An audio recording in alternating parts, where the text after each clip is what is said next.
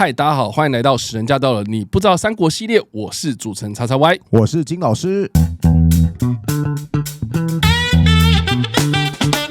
好的，欢迎回到我们的节目。我们这一集要来聊聊的是《三国》这个电视剧的第57集。这一集当中呢，就谈论到所谓的余量情节啦。小时候在读《三国演义》的时候呢，常常读到这一篇的时候呢，就会有对周瑜这个人有一些刻板印象。那不外乎就是他跟诸葛亮两人之间的那种明争暗斗啊。那当中就会读到说，哇，诸葛亮最后是把周瑜给气死的这样的一个名场面啊。所以周瑜一直给我的印象就是这个人很感情用事，很冲动。然后嫉妒心很强，而且又很好胜、小心眼这样子一些个性，所以我就很好奇啊，这个周瑜在历史上真的有像是小说里面讲到说，他真的对诸葛亮很嫉妒啦，然后很小心眼这样子的个性吗？好的，其实如果熟悉历史的同学或是朋友，应该都会知道，历史中的周瑜其实个性非常非常的大度。《三国志》有一段是这么形容他的：性度恢阔，大帅为得人。什么意思呢？就是说这个人个性啊，其实是一个非常 nice 的一个人，然后别人就算得罪他了他也觉得没什么，是很好相处的一个人。那大家其实都把周瑜当作好朋友，只有一个人跟周瑜相处的不是很好，这个人是谁呢？叫做陈普。陈普是谁呢？陈普可以说是孙家的元老，在孙坚那个时代，陈普就已经是孙坚的左右手了所以他可以说到了孙权时代，你看这时候已经过了3代嘛，孙坚、孙策、孙权，这个时候陈普哇，三朝元老啊，地位很高啊。结果在赤壁战前呢，孙权就说好，我们现在要抗曹了于是怎么样呢？我设立2个都督，蛮有趣的。我设立2个总帅，一个是周瑜，另外一个就是陈普。大概是想说，我就用陈普他本身的高威望来协助周瑜。那周瑜呢，其实才是抗曹的整个主帅，因为毕竟在当时大家很多人都是一种投降主义的情况下，就只有周瑜他很明确的表示说，我们一定要抗曹，而且抗曹我是有计划，我是有战略，我是有战术的，我有绝对的把握可以击败曹操。所以孙权当时认为说虽然你们2个地位平等但是不好意思，主帅是给周瑜的。那陈普就很不高兴啊，陈普就觉得说，我年纪比你大，我打过的仗比你打过的仗多少倍，结果现在我却只能用威望帮你去镇压那些士兵，然后真正决策的却是你周瑜，凭什么？为什么？你才30几岁而已耶，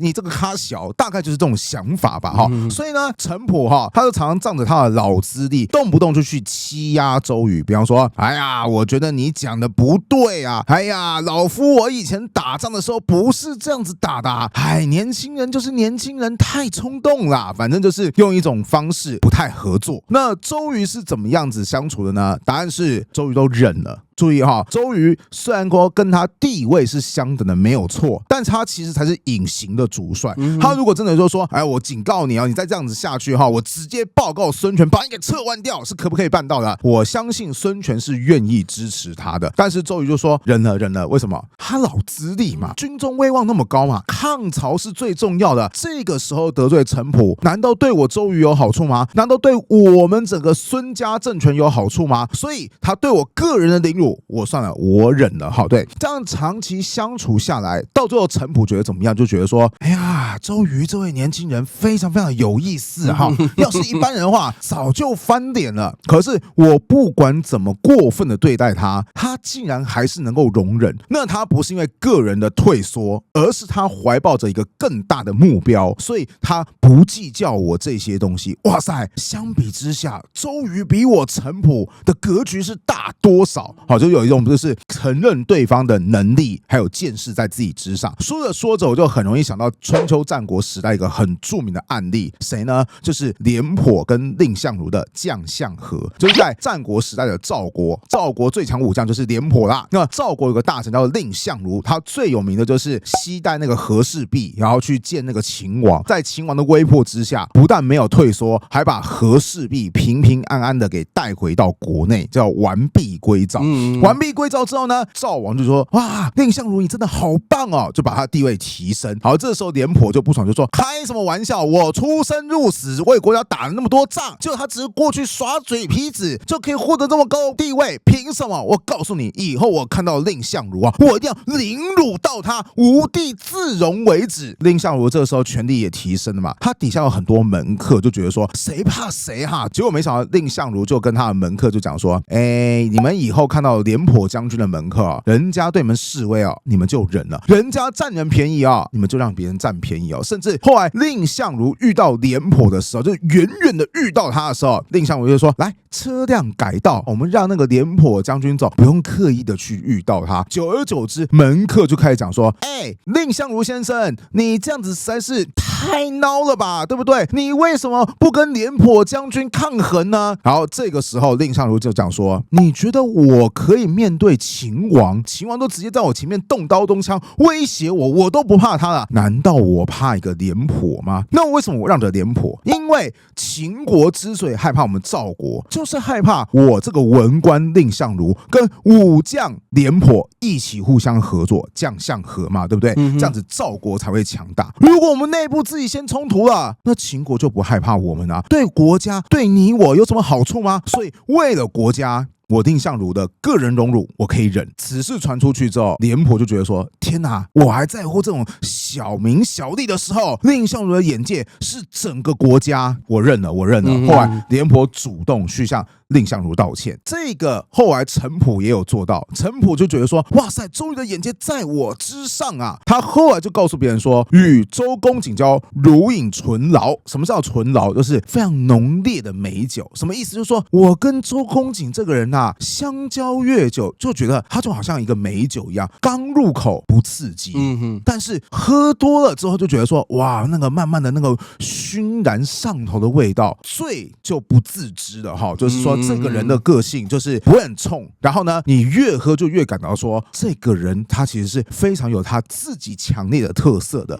所以我们从这个陈普将军的经历就可以知道，周瑜这个人他一点都不小气，甚至我可以告诉你哦，周瑜可以对任何人小心眼，但他唯独不会把诸葛亮放在眼里。那是因为现在我们看那个《三国演义》或是那种《三国志》，我说是电玩所塑造出来的世界，诸葛亮就是智者嘛，那周瑜是谁？也是智者嘛。那智者跟智者之间就怎么样？文人相亲嘛。可是历史当中的诸葛亮，他的确比较偏向文官，而且他出席的角色更像是所谓的外交官，就是当时鲁肃嘛，眼看说，曹操南征了，赶快前往荆州地区，想要找人一起联合抗曹。诸葛亮这个时候怎么样呢？主公刘备被打个落花流水，诸葛亮说，我们也得找人一起来抗曹啊，找谁？找孙权啊。于是后来诸葛亮他就代表着刘备来到了江东地区，来跟当时的孙权进行谈判。整个过程当中，他更像是所谓的外交官。那周瑜是谁？周瑜他更像是所谓的武将，他是带兵打仗的。你看后来赤壁之战，他是不是主帅，对不对？所以他比较不像是大家印象当中那个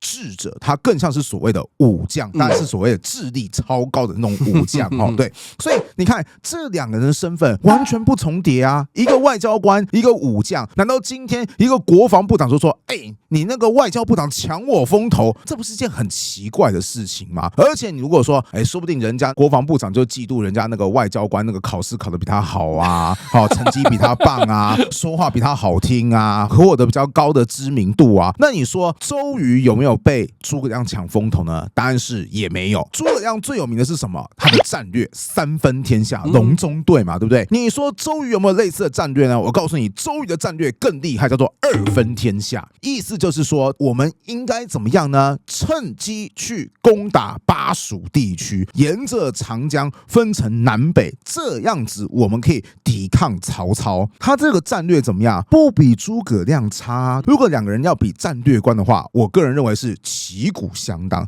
甚至我们要讲实施层面的话，你要知道诸葛亮当时投靠的主公刘备打得流离失所的，能不能三分天下，其实以当时的眼光来看很悬啊。但周瑜不一样啊，周瑜他是有江东孙家稳定的地盘，而且赤壁战后他甚至占领了战略要道，就是南郡这个地方，他其实把当时的刘备给卡得死死的，所以周瑜他完全有机会独立领军进攻当时的益州刘璋，我自己就实施二分天下啦，我管你什么诸葛亮的三分天下。所以其实周瑜当时战略观也不比诸葛亮差。最后呢，其实周瑜跟诸葛亮甚至不是同路人，什么意思呢？诸葛亮他的构想一直都是我们应该要先跟东吴联合，为什么？因为东吴的土地已经太稳固，打不下来。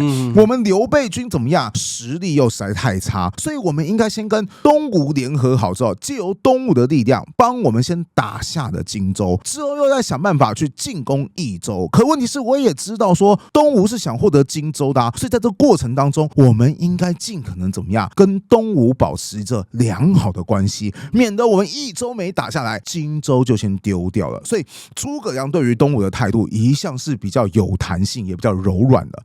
周瑜可就不一样哦，周瑜是属于那种不用靠任何人啦，靠我一个人 carry 全场了我甚至不用你刘备。我们之前的节目就有讲过，周瑜是有提供过一个计策，就是说我们干脆把刘备怎么样邀请来到江东，然后盖个大房子，里面多置美女好玩的东西，让他接着奏乐接着舞，对不对实现这真实的版本。然后刘备就被我们给这种软禁下来之后，刘备的武将关羽张飞是不是在表面上就要听从我们的指挥，甚至到最后周瑜他已经决定好说，来我已经率领2支部队，一支我周瑜亲自率领，准备进攻刘璋；另外一支由孙权的亲戚叫做孙瑜将军率领，来作为后援。总之，他已经要展开这个二分天下的计策了。所以，其实你看，诸葛亮他是比较退让的嘛，周瑜他反而是比较强势的。两个人在后来的一些相处上面，其实本来就南辕北辙，更不存在着说我们两个本来是同道中人，但是我就是嫉妒你比我优秀，所以要处处跟你比较。有点像是同班同学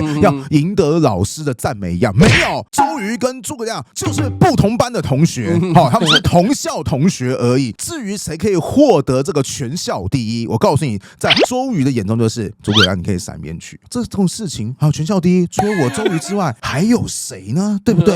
你诸葛亮要跟我竞争，有机会你再试试看啊！总之现阶段我自己一个人来就好了但很可惜的一点就是，当周瑜即将就要对益州用兵的时候，他却生病死掉了。他死掉的时候才36岁，那是被诸葛亮气死的吗？当然不是。其实我们之前在讲说，就是曹仁镇守荆州跟周瑜起冲突的那一集，有没有印象？周瑜其实到最后是带伤上阵，人家是武将嘛，受伤是很正常的当时战况又实在非常的焦灼，所以周瑜他是强撑着身体来进行指挥。有没有可能那个时候就落下了病根？这个其实电视剧多多少少有还原到这个部分，就是周瑜很忙碌军务有的时候还会这样这个嘴角就会流血。为什么？因为早年可能就有受过重伤，也不一定。古代医疗条件很差，我们在更之前的节目是不是有讲过赤壁之战曹操会输很重要的原因是什么？军中爆发瘟疫嘛。对啊，那曹操军中会爆发瘟疫，难道东吴军中不会爆发瘟疫吗？也是啦。有没有可能周瑜他是先在战场当中有受过伤，始终带伤上阵，那个时候的医疗条件又不好，可能小小的感冒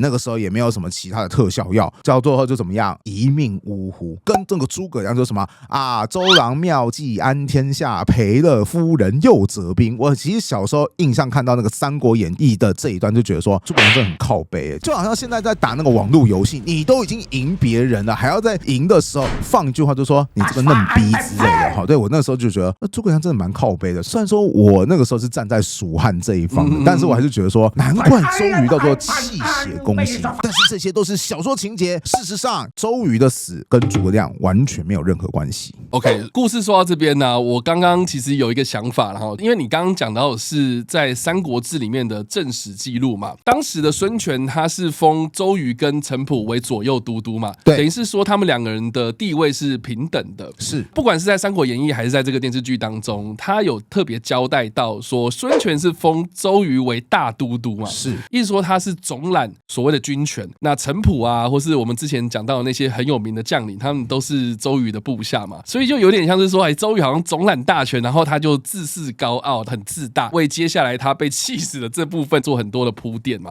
所以我觉得这个好像是有点呼应到这个小说的笔法嘛。你要这样讲的话，或许就是当时的罗贯中吧，他为了要制造出一些戏剧的冲突，他就把当初在史实当中的一部分的东西转嫁到诸葛亮身上去，或许是如此吧。那我这边还蛮想问金老师啊，那你觉得这一出的电视剧当中饰演周瑜的这个黄维德老师啊，你觉得他表现的如何？我觉得表现的不错，但很抱歉，在我心目中有一个人演周瑜演得更棒，是谁呢？就是梁朝伟，就是赤壁这部电影当中的周瑜嘛。我觉得他很多细节就做得非常非常的到位，而且更接近于史实。比方说周瑜一开始登场在那个电影当中，还记不记得是什么场景？是不是一个牧童他正在吹笛子，然后吹着吹着，突然有一个人就走过来，就把那个笛子拿过来之后，稍微再磕一下。这其实在真实的场景当中是会出现的，就是你要帮你的笛子来做校准、音准的动作，的确就是去做挖洞，或是在其他地方你要去做调整，然后再挖了几下之后，就问那个牧童说：“你再吹吹看，这样子会不会更棒？”这牧童一吹就发现，声音的确更棒了。然后此时这个人登场，就是梁朝伟所饰演的周瑜，暗示着就是说周瑜这个家伙很懂音乐。然后你会看到在整部片当中，他跟金城武，也就是诸葛亮之间的对戏，两个人有到那种剑拔弩张嘛，就是说那个我讨厌你啦，或者说这个人未来是我们江东的威胁啊，然后一副机场属度一样。没有，梁朝伟跟金城武他们两人之间或许有一点点竞争的意味在里面，但是他们表面上永远都是笑笑的，他们更像是所谓的君子之争。什么意思？就是我难得生平遇到一个强者，他们不是还会互相弹琴吗？他说什么我们遇到知音嘛，就是我难得遇到一个强者，当然多多少少会想要跟他比个高低，但是咱们比高低不要失了风度。在我心目中，大概用一个东西来举例，就是打网球嘛，对不对？在我心目当中有曾经一对算是相知相行的敌友关系，就是曾经的世界球王费德勒，还有也是曾经的世界球王纳豆，他们两个人就是常常对战啊，然后有输有赢啊，可是到最后怎么样？两个人没有因此摔球来说可恶，我这次输给他了。没有啊，两个人打完之后，不管是谁输谁赢，都是非常有风度，至少会称赞对方说他是我遇过最棒的对手。那种感觉就会让网球迷会觉得说，哇，天哪，这就是我们想要看到的运动家精神呐，对不对？梁朝伟的周瑜跟金城武的诸葛亮，就给我演出那种就是高手之间双方在暗地里互相比较的同时，可是又为着大局着想，然后保持着从头到尾非常非常高雅的一种风度。我超级喜欢的。所以你要说黄维德老师演的好不好呢？我觉得说其实不错。如果以还原《三国演义》来讲的话，真心觉得不赖。但是很抱歉，第一名我只能颁给梁朝伟。不过你说到影视作品当中的周瑜，我另外一个印象比较深刻的就是黄渤啦。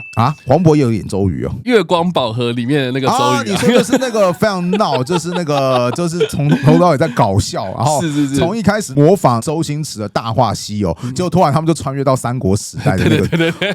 好啊，那个我对那个黄渤的周瑜最大印象就是，我就想说，你的头发为什么一直要有一撮在旁边？难道你不会害怕就是遮住你的视线吗？对，所以我还认不出来那是黄渤就是了哈。但我认得诸葛亮是曾志伟，他不是还有吐槽诸葛亮说，你为什么你什么东西都用借的吗？对，那一段我觉得很好笑，就是当时就说什么我们现在没有东风怎么办？然后诸葛亮就是曾志伟就说，我可以借哈，对，诸葛亮愿9出13归，高利息跟老天爷借3天东风，李成。然后到之后那个时候黄渤就问说，诸葛先生，我有个问题想问你啊，就是你跟我们家是借荆州，然后你跟我们家主公借兵，现在你又跟老天爷借东风，你为什么什么东西都是用借的？那时候我其实也觉得超级好笑，说历史上也的确如此啊，就是刘备好像那个时候寄人篱下，什么东西资源都是拼凑别人的，他自己好像都拿不出什么像样的资源。然后接下来那个诸葛亮的反应就非常的好笑，就说你求我是不是吃香蕉，吃香蕉，吃香蕉。对，我如果是刘备，我可能也会很想翻你，就是你有些话干嘛要讲出来？我已经很落魄了，好不好？我就是这样有点脸面的嘛，对不对？所以有点印象，但是我有的印象都只有笑掉。对于黄渤老师本身的饰演，就实在，你看我连他是黄渤都没有认得出来。那这边最后再给大家安利一个东西哦，就是我个人很喜欢光荣三国志的电玩系列。OK， 他早年的周瑜已经很强大了，但是后来他的周瑜越做越来越变态强大，甚至某方面来讲比诸葛亮还要强大也不一定。我个人很喜欢玩其中一代，里面当中呢有些武将他就用特技。诸葛亮的特技是什么？叫做神算。对智力比较低的武将施展计谋的时候必定成功，而且会暴击。那诸葛亮他本身智力100，所以等于说他只要对智力100以下的武将施展东西，他必定成功。所以诸葛亮他非常非常的强。但是有一个武将他太强了，强到必须得禁掉他，就是说你用他是犯规。这个人是谁？这人就是周瑜。周瑜他的特技是什么？叫火神。火神的特技是我自己不会被火弄到受伤。大概是因为他有赤壁放火的经验嘛，以及我使用火技的时候，我的威力是乘以2倍。那在游戏当中，你是可以搭载一些陷阱的，比方说什么火种啊、夜火球啊，那一个烧下去，有的时候一烧下去，对方5000兵就不见了。所以周瑜当时是超级变态，所以周瑜简直是最强纵火狂对，所以这边有点像是说，你看大家对周瑜的评价也开始不只局限在小说。如果在小说的话，周瑜就绝对怎么样，智力就一定会比诸葛亮还要低呀，然后什么表现都很好，但是就会是输诸葛亮一点点。可是你看现在的电玩已经开始逐渐频繁说，周瑜的能力其实很强，有的时候甚至不在诸葛亮之下。我觉得说是一个非常有趣的一个趋势啦。好，以上呢这个就是我们今天的节目啊，我们介绍了有关于余量情节在真实历史当中其实不是这么一回事的事情哦。那不知道大家在听完我们的解说之后有什么样的想法呢？或是呢你觉得有哪一个版本的周瑜你是最喜欢的呢？欢迎在留言区留言，我们来跟你做互动跟讨论哦。你不知道三国系列，我们下次再见，大家拜拜，拜拜。